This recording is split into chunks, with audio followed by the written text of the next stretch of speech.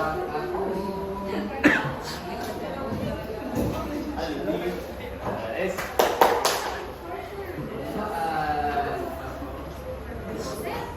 again, here are learning objectives and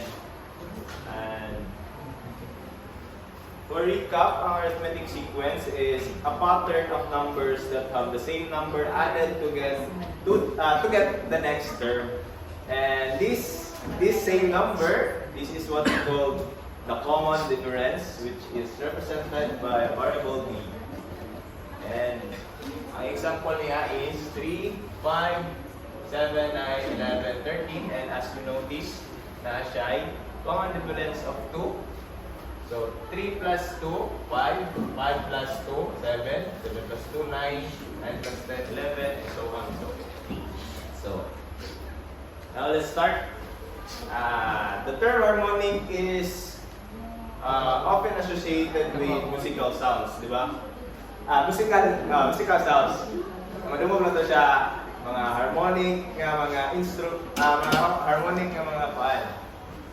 Okay, sa music na to siya kadalanan madumog, such as the strings, instruments, and a tone which is twice the frequency is called natin natawag na second harmonic kung twice ang frequency. And kung thrice na ang frequency, it is called third harmonic. So, as you can see in the figure, kung ano siya ang bali frequency of the ang iyang katupuan. Frequency sa iyang vibration niya ba? Sa sound waves niya ba? Vibration. So dali mo niya ang natawag na fundamental frequency kani is the second harmonic kay duha iyang kaduha siya ng 1 wave. And dali is the third and maning yellow is what we call the fourth harmonic. So makita natin siya sa guitar. And the length of the string is proportional to the number of vibration of the strings per second. So, a set of strings whose lengths are proportional produces harmonious sound. Muna gina-tune ang gitara sa mga guitarists bago sila mag-play. Now, kaya nag-recap man ta about ginigol mas ng arithmetic sequence. Now, we may ask why we recall that sequence. Is it related to our topic today? So, harmonic sequence and arithmetic sequence have relationship. So, ang harmonic sequence is a sequence that the reciprocals of the terms form an arithmetic sequence. So, basically, sample na to, it is ang arithmetic sequence is ang harmonic sequence is just the reciprocal of arithmetic sequence. For example, we have harmonic sequence like 1 over 3, 1 over 5, 1 over 7, 1 over 9. So based sa definition, reciprocals of the terms that form an arithmetic sequence, kung ato ni siyang i-reciprocate, we will come up with an arithmetic sequence with common difference of 2. So, and vice versa, kung i-reciprocate ang 3, 5, 7, 9 na sequence, which is arithmetic, we will come up with harmonic sequence nga 1 over 3, 1 over 5, 1 over 7, 1 over 9. Here's the formula to find the nth term of harmonic sequence, and it is given by a sub n is equals to 1 over a sub 1 plus the quantity of n minus 1 times the common difference t. So, as you notice, way back katumbuan sa topic na arithmetic sequence, ang atong formula is, di ba, if you find the nth term of arithmetic sequence, we have formula of A sub n is equals to A sub 1 plus the quantity of n minus 1 times the common difference, which is represented by D. So, ana lang ang sa arithmetic.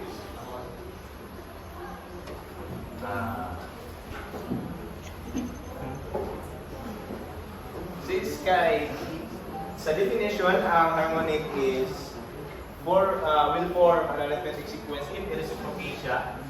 So, basically, ang harmonic is just gana lang siya. Reciprocate lang siya. So, ano lang siya. Ano siya ang harmonic. So, now, here's an example. So, given the arithmetic sequence 7, 15 over 2, 8, and 17 over 2, find the corresponding harmonic sequence and the 10th term. So, to answer this, let's first identify the first term, which is 7, and the common difference, which is 1/2. So, how do we get the 1/2 common difference, sir? So, basically, itong minus second term of i-minus ito ang second term to the first term. So, we have the first term, which is 7, and itong second term, which is 15 over 2. So, how did we find the common difference D? We just subtract a sub 2 to a sub 1. So we have 15 over 2 minus 7. So find the LCD. So we have 2 and 4B. So it is 1/2. So ang D na to is 1/2. And then we take the reciprocal of each term and the arithmetic sequence. So, itong sequence na to now is what we call the harmonic sequence because we reciprocate na to ang arithmetic sequence nga 7, 15 over 2, 8, 17 over 2. Now, we use the formula to find the 10th term. So, saan itong formula na to? So, for harmonic sequence, to find the nth term, so, 1 a sub n is equal to 1 over a sub 1 plus the quantity of n minus 1 over d. Substitute na mga values nila. The a sub 1, ni n, which is unsa na term, number of term atong ipakita, which is datong situation, we will task to find the 10th term. So atong n is 10. So by substituting that values, so we will come up with 1 over 7 plus 10 minus the quantity of 7. 1 over 7 plus the quantity of 10 minus 1 times 1/2, which is the common difference. So, ang ato ang 10th term is 2 over 23.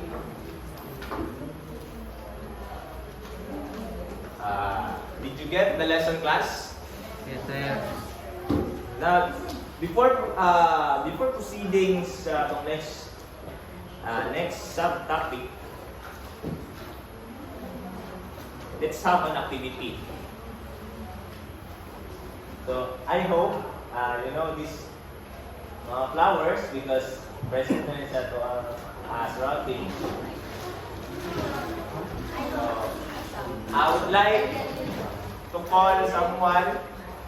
So, ako na yung buot, no? So, si Dexter to name isa lang, any of the flower and kaya pa, what's the number of petals? Ang ilan na rin yung na flower?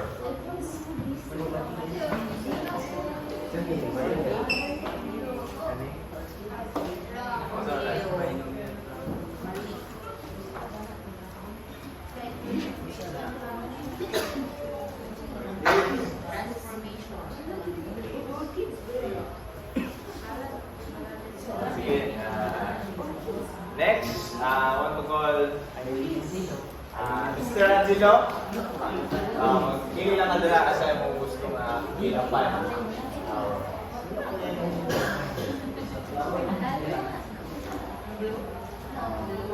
Paguli ka na first. I know, makabalo ka na first. So. Nakita na sila na nag-lighted na diba? Stars. Scientific name daw dyan. And the number of petals. And next, Miss Balonda.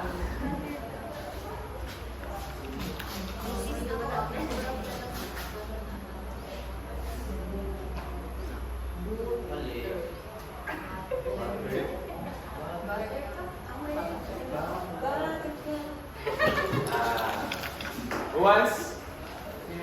The answer? Ready? Let's go.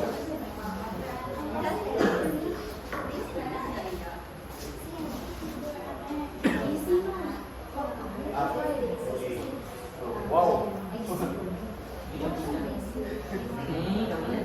Blanquito yan.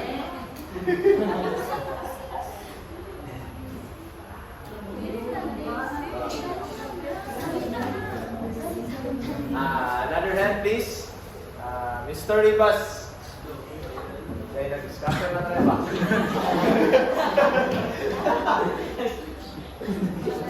Let's go, Mr. Ribas. Pilit na ka.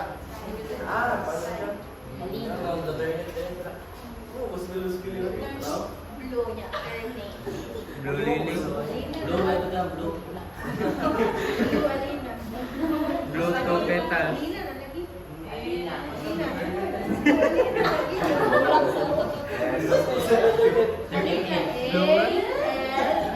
Blower. Blower flower.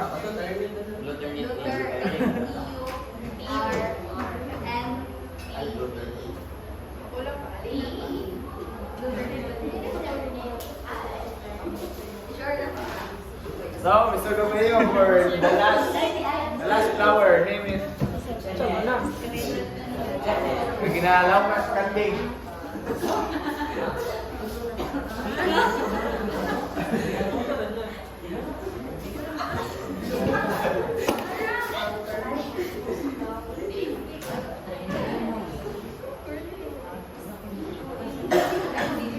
Okay, let's go. How many petals?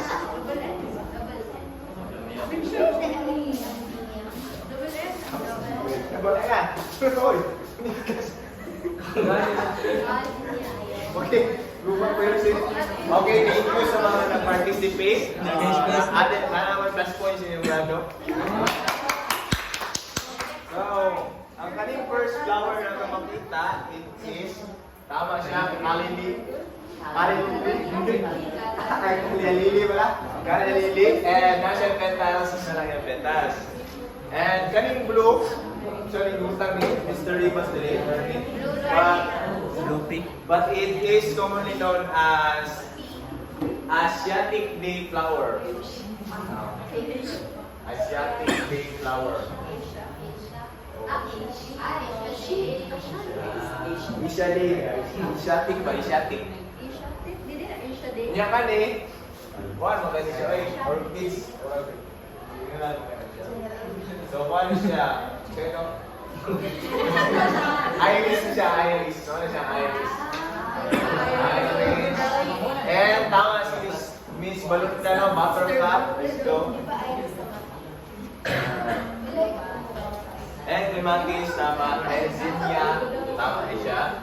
But, ang Zinnia, guys, ay 1, 2, 3, 4, 5, 6, 7, 8, 9, 10, 11, 12, 13. Mali siya si Mr. Teo. Nasa 13 ka. So, notice sa number of petals, gikan na nga flower, up to sa last nga flower. So, naa siya'y patterns. And, naa siya na-generate nga pattern or sequence nga 1, 2, 3, 5, 8, and 13. So, karon, usa na siya na sequence na siya.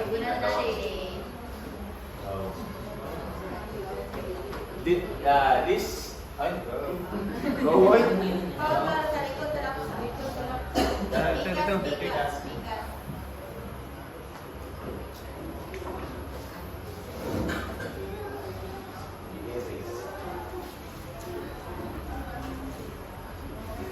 So, ang karang na sequence, tinatawag na ito na siya of Fibonacci sequence. So, a Fibonacci sequence is a sequence where its first two terms are either both 1 or 0. Ang sabutan na, pwede ka magsugod sa 0, pwede ka magsugod sa 1. Both start with 0 and 1. And each term thereafter is obtained by adding the two preceding terms. So, as you can see, ganina sa ato activity, ang 1 niya is 1, 2, 3, 5, 8, di ba? So, it's just basically adding the two preceding terms. For example, we add 0 and 1. Ang sunod niya is the sum of this. So, 0 plus 1 is 1. Then, 1 plus 1 is 2. 1 plus 2 is 3. 2 plus 3 is 5. So, ang application of Fibonacci sequence is makita natin siya sa plant growth patterns kanang how katubo ang mga tangkay sa English o tangkay sa mga trees or even sa flowers o yan sa flower petal arrangement and spiral shells sa sulod ani kita na to itong X-ray kita na to na siya nanana siya pattern sa sulod nga naga-increase as mo-grow older na ang mature na ang shell. Diba? Mas ganda po siya. And itong gingon ako rin na sa stem, sa mga branches ng mga kahoy, it appears ang Fibonacci sequence. And that helps sa mga plants na pag-absorb sa so better mas absorb ang energy ba gikan sa sunlight. So, kinsa na yung nagsugod na yung Fibonacci sequence. So, kani siya is mo ni siya ang tao behind this Fibonacci sequence. So, dili siya ang nag-invent. Wala na nag-invent from nothing. It's been observed sa kuan. It's been observed. Observed niya ni. Sa gumikan sa katong okay answer sa rabbits. So, he is Italian mathematician who introduced important math ideas to Europe. And his most famous work is a book called Liber Abaci. Liber Abaci. Kanina book is siya sa number system sa ba? Sa from gikan sa Roman numerals to bali ang sulod ani libro dili man nato na siya topic no pero ang sulod na libro is just about katong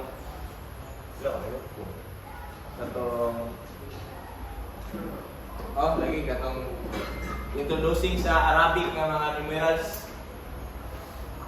So, muna siya si Leonardo Pisa. Leonardo Pisa ang yung tinawag ng pangalan. Yung kanang Fibonacci is nickname lang na niya, which means son of good.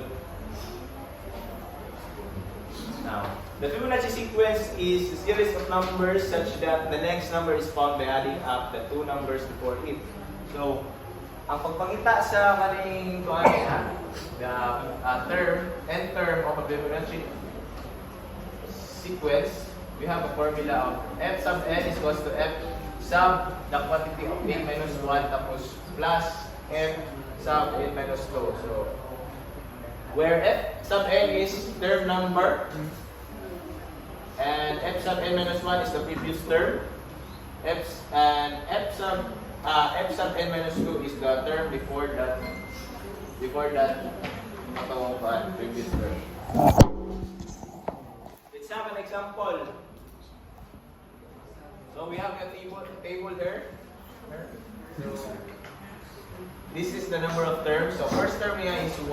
Nagsugot sa 1. Second term 1. Tapos third 2, 3, 4, 4, 5, so on. So, we are tasked to find the 10th term in the Fibonacci sequence. So, following the atong formula kanina na f sub n equals to f sub n minus 1 plus f sub n minus 2. So, we are tasked to find the 10th term. So, f sub 10 and f sub 10 is 10 minus 1. So, we have f sub 9 plus minus 2. So, f sub 10 is equals to, what is the 9th term of 34? And the 8th term, 21. So, ito ang 10th term for the Fibonacci is 55. So, we can do also katong mano-mano siya, di ba? And for this, then 13th term, natay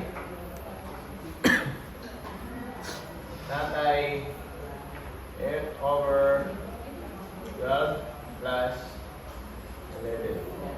So,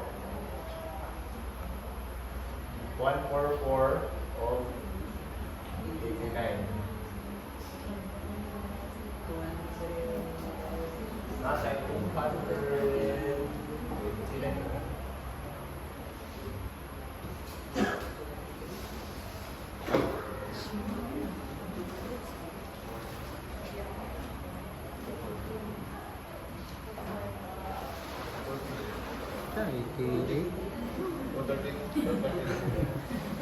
Oh, 33.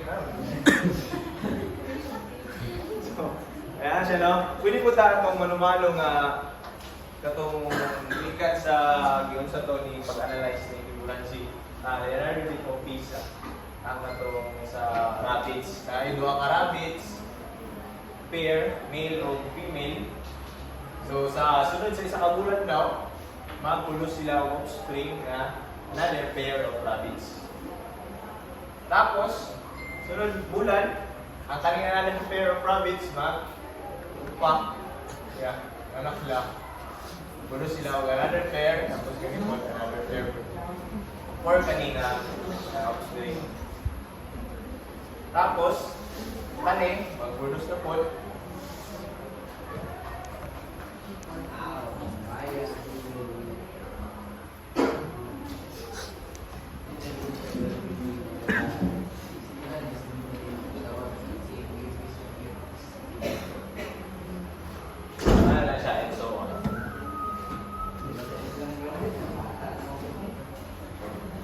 So, nakapot tayo another formula for Fibonacci sequence.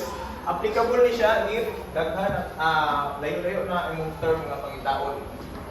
So, all we need for this kind of formula is a calculator. Hindi na kaya o ano-ano o tool.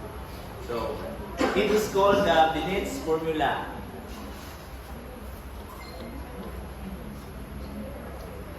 Now, let's start an assessment activity.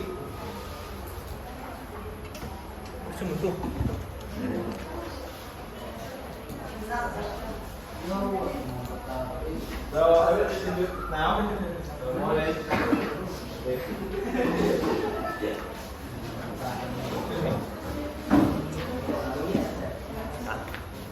So,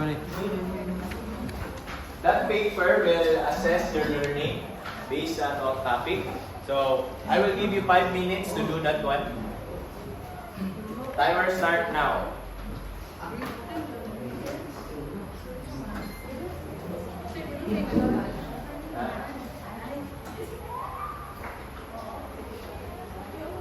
Okay, time is up. Pass the paper.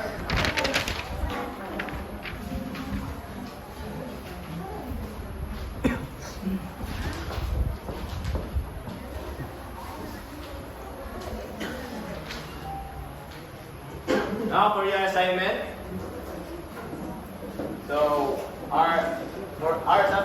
you are tasked to choose one real-life example, such as not the field of nature, music, or design, and you're going to write a 1 to 2 page paper explaining how both Fibonacci and harmonic sequence are presented and related. So, you must follow this format. Ganit. We have introduction, tapos topics, which is Fibonacci sequence in the example and the harmonic sequence, the example, tapos connection of both concept. How the Fibonacci and harmonic connects sa katong ipili ni mga na real life example. Tapos reflection. That's all. Okay, that's all. Thank you, class.